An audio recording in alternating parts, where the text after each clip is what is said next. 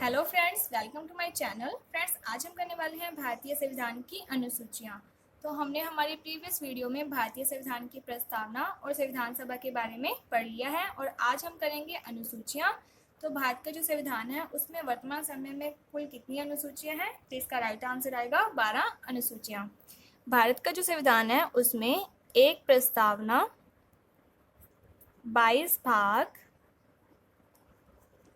395 अनुच्छेद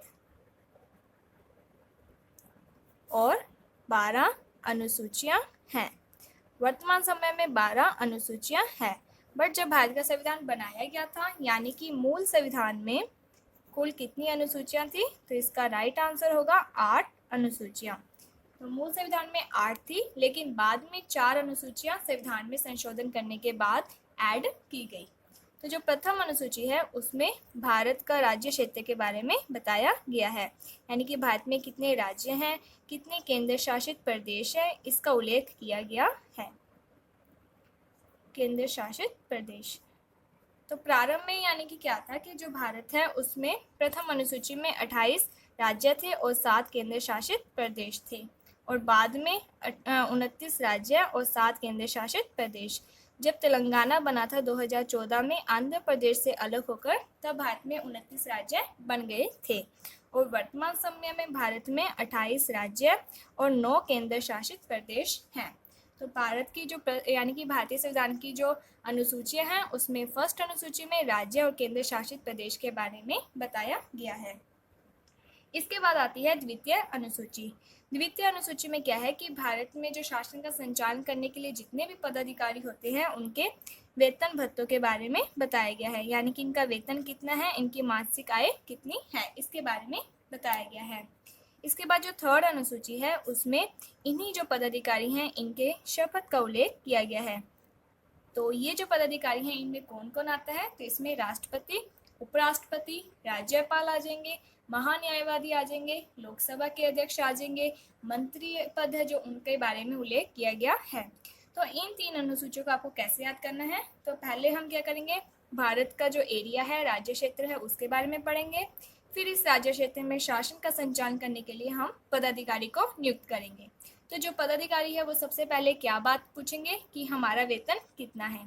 जब वो अपने वेतन से सेटिस्फाइड आ जाएंगे तब क्या होगा कि वो काम करने के लिए तैयार हो जाएंगे, और काम करने के लिए सबसे पहले वो क्या लेंगे? शपथ। तो इस तरीके से आप 3 अनुसूचियों को आसानी से याद कर सकते हैं। इसके बाद है फोर्थ अनुसूची। फोर्थ अनुसूची में क्या है कि जो राज्य है उसमें क्या है कि राज्य की जो विधानसभा होती है वो राज्यसभा में अपने प्रतिनिधियों को चुनती है। तो इसमें राज्य सभा के सदस्यों के प्रतिनिधित्व का उल्लेख किया गया है। राज्यसभा की जो सीटें हैं उसका उल्लेख किया गया है कि प्रत्येक राज्य से कितने यानी कि राज्यसभा में सदस्य भेजे जाएंगे, इसके बारे में बताया गया है। इसके साथ ही राज्यसभा में किस राज्य को सबसे ज़्यादा सीटें हैं, कितने राज्यों में से कितने सदस्य जाएंगे, उसका उल्लेख किस अनुसूची में है? तो आपका आंसर आएगा फोर्थ अनुसूची में। इसके बाद है फिफ्थ अनुसूची। फिफ्थ अनुसूची में जो संपूर्ण भारत है उसमें अनुसूचित जाति व अनुसूचित जनजाति के प्रशासन का उल्लेख किया गया है, और जो सिक्स्थ अनुसूची है वो फिफ्थ अनुसूची से ही कुछ मैच होती है। तो सिक्स्थ अनुसूची में क्या है कि अनुसूचित जनजाति के प्रशासन का उल्लेख किया गया है। अनुसूचित जनजाति, यहाँ पे अनुसूचित जाति के प्रशासन का उल्लेख नहीं है, अनुसूचित जनजाति के प्रशासन का उल्लेख किया गया है। जो फिफ्थ अनुसूची है उसमें संपूर्ण भारत में, और जो सिक्स्थ अनुसूची है उसमें ओनली 4 राज्यों में यानी कि अनुसूचित जनजाति का क्या प्रशासन होगा इसके बारे में बताया गया है। अब वो 4 राज्य कौन कौन से हैं? तो आपका आंसर आएगा असम, मेघालय, त्रिपुरा और मिजोरम। इन 4 राज्यों में अनुसूचित जनजाति के प्रशासन के बारे में बताया गया है। इसके बाद आती है 7वीं अनुसूची। तो जो 7वीं अनुसूची है उसमें 3 सूचियों के बारे में बताया गया है। तो इसमें क्या है, 3 सूचियों के बारे में बताया गया है, और वो 3 सूचियाँ कौन कौन सी हैं? तो फर्स्ट है संघ सूची, सेकंड है राज्य सूची और थर्ड है समवर्ती सूची। ये जो संघ सूची है इसमें क्या है, कुछ विषयों का उल्लेख किया गया है जिसमें कानून कौन बनाएगा, केंद्र सरकार। इसी तरीके से राज्य सूची है उसमें भी कुछ सब्जेक्ट, कुछ विषयों का उल्लेख किया गया है जिन पर कानून बनाने का अधिकार किसके पास है, राज्य सरकार के पास। और इसी तरीके से समवर्ती सूची जिसमें कुछ विषयों का उल्लेख किया गया है जिसमें जो कानून है वो केंद्र सरकार भी बना सकती है और राज्य सरकार भी बना सकती है।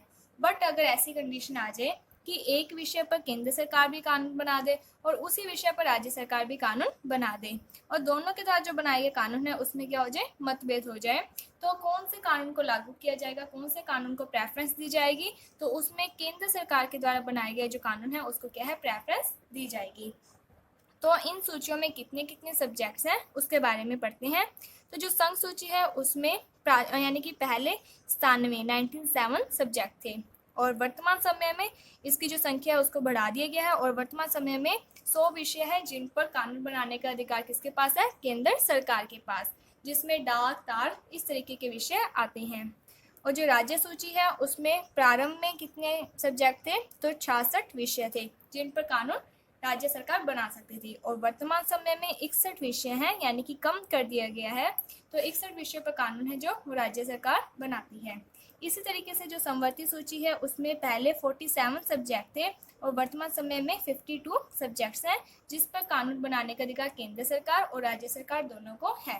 तो ये सब्जेक्ट पहले कितने थे और बाद में कितने हो चुके हैं इसके बारे में आपको ध्यान देना जरूरी है। इसके बाद आती है 8वीं अनुसूची। तो 8वीं अनुसूची में भाषाओं का उल्लेख किया गया है। तो प्रारंभ में भारत में 14 भाषाओं को संवैधानिक भाषाओं के रूप में मान्यता दी गई थी और वर्तमान समय में टोटल 22 भाषाओं का उल्लेख किया गया है। 22 भाषाओं को क्या है, संवैधानिक भाषा का दर्जा दिया गया है। इसके बाद आती है 9वीं अनुसूची। तो जो प्रारंभ की 8 अनुसूचियां हैं वो तो मूल संविधान में थी, लेकिन जो 9वीं अनुसूची है ये बाद में संविधान में संशोधन कर जोड़ी गई है।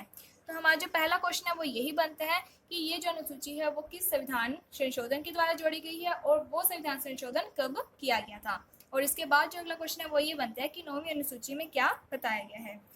तो 9वीं अनुसूची है जो वो फर्स्ट संविधान संशोधन यानी कि फर्स्ट अमेंडमेंट के द्वारा क्या है, जोड़ा गया था। संविधान संशोधन के द्वारा 9वीं अनुसूची को जोड़ा गया था। और ये पहला संविधान संशोधन कब हुआ था, तो इसका आंसर है 1951 में, यानी कि 1951 में। और इस अनुसूची में क्या है कि जो संपत्ति का अधिग्रहण है इसके बारे में बताया गया है। संपत्ति के अधिग्रहण से संबंधित कानून के बारे में या विषय के बारे में बताया गया है। तो इस अनुसूची में ये बात कही गई है कि इस अनुसूची में जो भी विषय जोड़े जाएंगे, जो भी कानून जोड़े जाएंगे, उससे हम न्यायालय में चुनौती नहीं दे सकते हैं। बट 1973 में जो केशवानंद भारती मुकदमा वर्सेस केरल राज्य विवाद हुआ था उसमें न्यायालय ने ये कहा था कि कोई भी कानून अगर संविधान के मूलभूत ढांचे से यानी कि के विरुद्ध है या फिर संवैधानिक मान्यताओं के विरुद्ध है तो क्या है, उसे न्यायालय में चुनौती दी जा सकती है, चाहे वो 9वीं अनुसूची का ही कोई भी विषय क्यों ना हो। तो ये जो बात है इसको आपको ध्यान में रखनी होगी। इसके बाद आती है 10वीं अनुसूची। तो ये अनुसूची कब जोड़ी गई थी, तो इसे जोड़ा गया था 52वां संविधान संशोधन, 52वां अमेंडमेंट संविधान संशोधन के द्वारा 10वीं अनुसूची है जो वो जोड़ी गई थी। और ये जो 52वां संविधान संशोधन है ये कब किया गया था, तो 1985 में। 10 से 10वीं और 10 से क्या बनता है, दल बदल। तो इसमें जो राजनीतिज्ञ दल बदल करते हैं यानी कि एक राजनीतिक दल से दूसरे राजनीतिक दल में चले जाते हैं तो उन राजनीतिज्ञ के बारे में उल्लेख किया गया है कि जो दल बदल है वो नहीं करना है और अगर वो ऐसा करते हैं तो क्या होगा, यानी कि जो उनका पद है वो रिक्त कर दिया जाएगा। तो इसके बारे में उल्लेख किया गया है ताकि दल बदल को कम किया जा सके, क्योंकि उस टाइमिंग में 1985 के टाइमिंग में बहुत ज़्यादा दल बदल का कार्य चल रहा था। काफ़ी सारे जो राजनीतिज्ञ थे वो एक दल को छोड़कर दूसरे दल में शामिल हो रहे थे। इसके बाद आती है 11वीं अनुसूची। 11वीं अनुसूची है जो वो कब ऐड की गई थी, तो ये 1992 से लेकर 1993 में ऐड की गई थी। और ये कौन सी संविधान संशोधन के द्वारा ऐड की गई थी, तो इसका आंसर आएगा 73वां संविधान संशोधन, जो कि 1992 से 1993 के बीच में हुआ था। 1992 में इसे ये जो प्रस्ताव है इसे संसद में रखा गया था और 1993 में इसे लागू कर दिया गया था। तो जो 11वीं अनुसूची है इसमें क्या बताया गया है, तो इसमें पंचायती राज के बारे में बताया गया है, यानी कि जो गांव है उसमें जो भी सब्जेक्ट होते हैं उन पर किस तरीके से, यानी कि सब्जेक्ट में, यानी कि गांवों में सड़कें होगी या फिर गांवों से रिलेटेड जितने भी कार्य वगैरह होते हैं उसके बारे में उल्लेख किया गया है, पंचायती राज व्यवस्था। और ये जो 11वीं अनुसूची है इसमें पंचायती राज व्यवस्था के लिए कितने कार्य थे, तो इसके लिए टोटल 29 विषय थे जिन पर यानी कि जो पंचायती राज व्यवस्था है वो काम करेगी। इसके बाद आती है 12वीं अनुसूची। तो जो 11वीं अनुसूची है और जो 12वीं अनुसूची है उसमें क्या है कि 11वीं अनुसूची गांवों में पंचायती राज व्यवस्था से रिलेटेड है और 12वीं शहरों में स्थानीय स्वशासन यानी कि नगर पालिका से रिलेटेड है। तो ये अनुसूची कब जोड़ी गई थी, तो इसका आंसर आएगा 74वां संविधान संशोधन के द्वारा इसे जोड़ा गया था। और 74वां संविधान संशोधन कब किया गया था, तो इसका आंसर आएगा 1992 से लेकर 1993 के बीच में। इसके बाद इसमें किसका उल्लेख किया गया है, तो नगर पालिका का। और इसमें टोटल कितने सब्जेक्ट आएंगे, तो इसमें 18 विषय आते हैं। तो इस तरीके से भारत का जो संविधान है उसमें अनुसूचियां कितनी हैं, टोटल 12, जिसमें से मूल संविधान में 8 अनुसूचियां थी, उसके बाद 4 अनुसूचियां बाद में जोड़ी गई। तो 9वीं अनुसूची पहले संविधान संशोधन 1951 में जोड़ी गई थी। 10वीं अनुसूची 52वां संविधान संशोधन 1985 1985 में जोड़ी गई। 11वीं अनुसूची 73वां संविधान संशोधन 1992 से लेकर 1993 के बीच में जोड़ी गई थी। और जो 12वीं अनुसूची है वो 74वां संविधान संशोधन 1992 से 93 के बीच में जोड़ी गई। इस तरीके से भारत के संविधान में 12 अनुसूचियां जोड़ी गई हैं। सो आई होप आपको ये जितनी भी अनुसूचियां हैं वो समझ में आ गई होगी।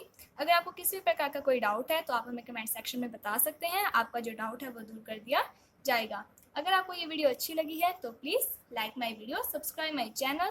Thank you friends for watching my video. Thank you.